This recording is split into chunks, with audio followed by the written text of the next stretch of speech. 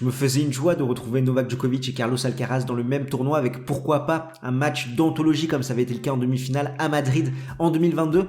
Eh ben non, il fallait que le Serbe déclare forfait dans la capitale espagnole. C'est vraiment très rare de voir les deux joueurs inscrits dans le même tournoi et malheureusement, ça ne sera pas le cas cette année à Madrid. Le tableau vient de sortir, on va te décrypter ça, c'est parti, jingle.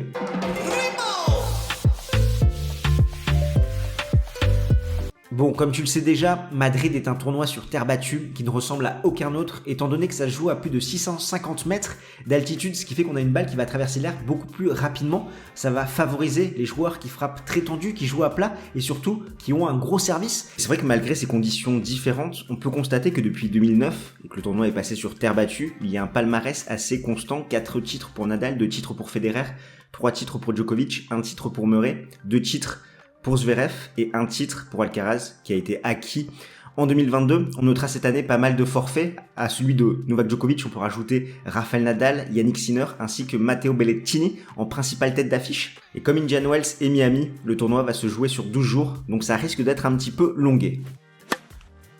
On attaque avec le premier quart de tableau, celui de Carlos Alcaraz. En tête de série, on retrouve Dimitrov, Korda, Zverev, Khachanov, Bautista Agut, Nishioka ainsi que Rublev. Au niveau des coupeurs de tête, j'ai noté Quentin Halys qui a été finaliste à Estoril et on sait qu'avec son style de jeu, ses frappes très tendues, son gros service, les conditions à Madrid peuvent lui aller parfaitement. Au niveau du quart théorique, c'est Alcaraz contre Rublev et au niveau du quart que je vais pronostiquer, ça va être Alcaraz contre Khachanov. Carlos Alcaraz, comme je te le disais en introduction, tenant du titre, où en 2022, il a enchaîné coup sur coup Norrie, Nadal, Djokovic et Zverev pour décrocher son deuxième titre en Masters 1000. Cette année, en 2023, quand il a pu jouer en bonne santé, il a été impressionnant. Et il apprend vite, ce gamin, parce que je te rappelle qu'en 2021, il avait pris seulement 3 petits jeux à Nadal avant de prendre sa revanche en 2022. On sent une énorme progression chez lui, même si la terre battue n'est pas forcément sa meilleure surface. Je pense qu'il est plus performant sur dur. En effet, étant donné qu'il y a plus de longs rallyes, il a tendance à être un peu plus brouillon, se frustrer, aller plus rapidement à la faute. C'est ce qu'on a vu à l'entame de Barcelone contre Bautista Agut et Davidovich Fokina avant qu'il termine en fanfare contre Evans et Tsitsipas. Son bilan sur terre battue cette saison, c'est 13 victoires pour une défaite. Cette seule défaite, c'était contre Cameron Norrie en finale à Rio où il était un petit peu diminué physiquement.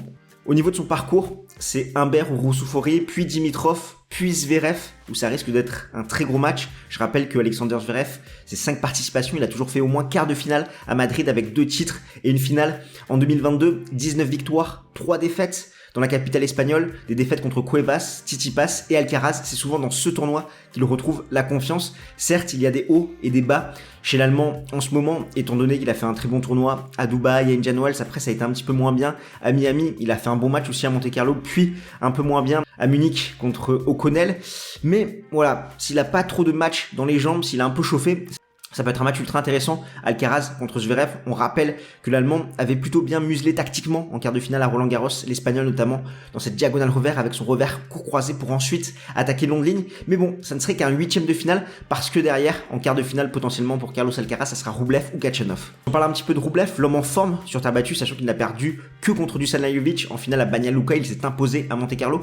On peut pas dire que Madrid lui réussisse 8e de finale et quart sur ces 2 participations. Généralement, ça va un petit peu trop vite. C'est lacunes à la relance sont exposés et là je pense qu'il va commencer à accuser le coup. Attention de ne pas atteindre son pic de forme trop tôt sur la saison sur terre battue. On a vu qu'il commençait un petit peu à s'essouffler à Banja Luka, ça a été compliqué contre Dzumhur, contre Lajovic. Il lâche contre le Serbe qui a fait une superbe semaine. Là je sens la contre-performance d'Andrei Rublev, c'est pourquoi je vais plutôt aller sur Khachanov pour un quart de finale.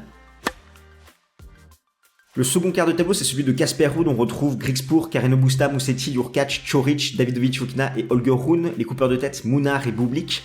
Le quart théorique, Ruud contre Rune, et le quart que je vais pronostiquer, Ruud contre Jurkacz. En effet, Casper Ruud, c'est compliqué en cette année 2023, même si on sent que petit à petit, il y a un peu de mieux. Il a eu des contre-performances contre Struff, contre Cerundolo, alors qu'il avait tout pour prendre le premier set contre l'Argentin. Mais petit à petit, il retrouve quelques repères. C'est assez lent, il s'est imposé à Estoril, même si c'était un petit peu un trompe-l'œil. Ici à Madrid, c'est 2 participations avec une demi-finale en 2021. Il avait perdu d'entrée en 2022 contre Dusan Lajovic. Et au niveau de son parcours, ça serait un qualifié Munar ou Griekspoor, Musetti, Jurkacz, Rune ou Davidovich Fokina en quart de finale. Donc vraiment un tournoi où il peut aller au moins moins en quart de finale, je pense. D'autant plus que Holger Rune, qui joue très bien sur terre battue en ce début de saison avec une finale à Monte-Carlo, un titre à Munich, lui aussi comme Andrei Rublev commence à accuser le coup et j'ai peur qu'il ait atteint son pic de forme un petit peu trop tôt. On a vu déjà qu'il fait un petit hold-up presque contre VDZ en finale à Munich, sachant que le Néerlandais avait tout pour s'imposer, il avait double break dans le troisième set. Et le Danois, ça a été compliqué physiquement, l'épaule, la cheville. Là, je sens qu'il peut perdre tôt parce que physiquement, je pense pas qu'il va être au top pour ce tournoi de Madrid. C'est pourquoi, au niveau de mon quart, je vais plutôt aller sur Hurkacz, le Polonais, qui peut profiter de ces conditions rapides à Madrid avec son service, son jeu à plat pour au moins aller en quart de finale, même si il y a un petit Davidovich Fokina qui traîne par là et on sait que l'Espagnol, chez lui, peut être compliqué à manœuvrer. Il avait fait un bon match contre Alcaraz à Barcelone. Au fait, nous, c'est Games Stand Talk et on a des passionnés de tennis comme toi à décrypter l'actualité de la petite balle jaune. Alors si tu ne veux rien manquer du tournoi de Madrid, je t'invite à smatcher le bouton pour t'abonner et cliquer sur la petite cloche pour être notifié dès que nous sortons une nouvelle vidéo. Le troisième quart de tableau, c'est celui de Stefanos Tsitsipas où on retrouve Auger-Aliassime, Shelton, Cerundolo, Tiafoe, Paul Evans ainsi que Baez, les coupeurs de tête. Il y en a pas mal. Lajovic qui a été titré à Banja Luka, Sonego, Etcheverry, Jarry et Dominic Thiem. Le quart théorique Auger-Aliassime, Tsitsipas, le quart que je vais pronostiquer. Tsitsipas contre Cerundolo ou Tiafoe. Je sais pas trop encore, c'est pas évident. Je vais peut-être plus aller sur l'ami Tiafoe. Tsitsipas qui s'est bien remis de sa contre-performance contre Tyler Fritz à Monte-Carlo, qui monte petit à petit en puissance, même si dès qu'il se fait isoler dans la diagonale reverse, c'est très compliqué. On l'a vu contre Musetti, contre Alcaraz, où vraiment il s'est fait atomiser, le pauvre, le grec. Mais à sa décharge, peut-être que ne pas atteindre son pic de forme trop tôt est une bonne chose pour lui. Il a le temps de monter en puissance, de se régler d'ici Roland Garros, à l'inverse d'un Rublev ou d'un Holger Rune, sachant qu'il a un peu corrigé le tir quand même. À Barcelone, il fait finale. Sur ses 5 participations là-bas, c'est quand même 3 finales, même s'il ne s'est jamais imposé avec des défaites contre Nadal, contre Alcaraz notamment. Mais bon, petit à petit, voilà, il retrouve ses repères, même s'il y a des schémas tactiques qui fonctionnent contre lui au niveau de son parcours. C'est Thiem, potentiellement d'entrée, donc un gros match, même si l'Autrichien est encore loin de ses standards. Baez, Paul, Tiafoe ou Auger-Aliassime ou Cerundolo en quart de finale. Donc là, vraiment un parcours pour aller plutôt en quart de finale, je trouve, pour le grec. Il peut le faire à sa main, d'autant plus qu'à Madrid, il joue souvent bien, finaliste en 2019, demi en 2022, 4 défaites dans cet événement contre Zverev, Djokovic, Ruud et Donskoy. Donc c'est un tournoi voilà, où il a de bonnes sensations, de bons repères, donc je ne le vois pas forcément contre-performer. Le grec, il va continuer petit à petit sa montée en puissance. Auger-Aliassime, ça va être compliqué, il revient de blessure, d'autant plus que en ce début de saison, ça a été pas facile pour lui, il n'a pas su surfer sur la confiance qu'il avait acquise en fin de saison 2022. Tiafoe qui a montré des belles choses à Houston sur une surface plutôt rapide, une terre rapide, et Cerundolo qui est assez stable en ce moment, donc difficile de voir qui pourrait être l'adversaire en quart pour le grec. Je vais plutôt aller sur l'américain. Le dernier quart, c'est celui de Daniil Medvedev où il retrouve Fritz, Kekmanovic, Norrie, Deminor, VDZ, Lejka, ainsi que Shapovalov, les coupeurs de tête Garin, O'Connell, qui, avec sa variation, a fait mal cette semaine à Munich, et Andy Murray. Le quart théorique Medvedev-Fritz, c'est le quart que je vais pronostiquer, Medvedev contre Cameron Norrie. C'est vrai que Medvedev, Madrid, c'est un tournoi qui pourrait lui réussir, et pourtant, c'est une victoire pour 3 défaites en 3 participations. Mais ce Daniil Medvedev de 2023 a beaucoup plus de confiance, de repères, et peut-être peut performer à Madrid. En tout cas, c'est ce qu'on lui souhaite, qu'il ne s'énerve pas. À Monte-Carlo, il a montré de belles choses. Après, il a accusé le coup un petit peu contre Holger Rune, sachant qu'il avait fini tard la veille contre Alexander Zverev. Mais je pense vraiment qu'il peut bien jouer sur terre battue s'il se règle, même s'il va avoir des hauts et des bas, parce qu'il va être frustré forcément par la surface. Au niveau de son parcours, Andy Murray potentiellement d'entrée, ça risque d'être un match marathon. Lejka, Deminor ou VDZ, si le Néerlandais s'est remis de sa défaite très douloureuse en finale de Munich. Et en quart, Fritz ou Norrie. Donc ce qui est bien pour Medvedev, c'est qu'il va pas rencontrer forcément des grands spécialistes, des joueurs plutôt qui jouent dans sa filière, c'est-à-dire soit qui ont des frappes très tendues à plat, qui sont solides du fond du court, ou voilà des gros punchers. Donc il peut vraiment aller en quart de finale s'il arrive à passer ce cap à Madrid.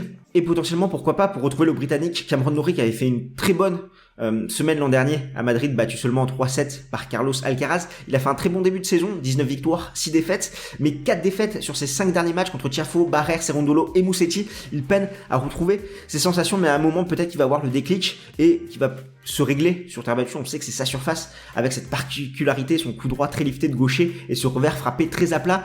Et Fritz qui se montre multi-surface, qui l'an dernier n'avait pas pu disputer la saison sur terre, qui a montré des belles choses à Monte-Carlo. Et là, il a un parcours où il devra se méfier quand même d'un O'Connell ou d'un Garin. Comme d'habitude, tu connais la chanson, je vais t'afficher les cartes théoriques et également les cartes que je pronostique pour te montrer un petit peu comment je vois ce tournoi. Si je récapitule les cartes théoriques, Alcaraz Rublev, Rune contre Ruud, Tsitsipas, Auger-Aliassime, Fritz, Medvedev, et les cartes que je vais pronostiquer, Alcaraz Khachanov, Ruud, Hurkacz, Tsitsipas, Tiafoe, Medvedev, Norrie. Et si on se projette un petit peu plus dans la fin de tournoi, au niveau des demi-finales, je vois Alcaraz contre Hurkacz et Medvedev contre Tsitsipas, avec une finale Alcaraz-Medvedev et Alcaraz qui tient son titre à Madrid, qui décroche un nouveau titre en Masters 1000. C'est vrai que c'est pas évident, il y a pas mal de forfaits, on a quelques joueurs qui sont en confiance, d'autres qui commencent à s'essouffler un petit peu. C'est dur d'avoir une lecture complète de ce tableau, mais je vais plutôt aller sur la valeur sûre. Alcaraz qui a montré de très belles choses sur la fin de tournoi de Barcelone, qui est frais, reposé par rapport à d'autres joueurs qui commencent à tirer la tronche un petit peu physiquement, qui vont peut-être avoir un petit coup de mou, et Medvedev lui aussi qui s'est reposé, qui peut profiter de ces conditions, je le vois bien créer un gros coup et aller en finale. Et pour prolonger l'échange, je t'invite à aller voir cette vidéo qui parle de la méforme de plusieurs favoris pour Roland Garros, et nous on se retrouve de l'autre côté.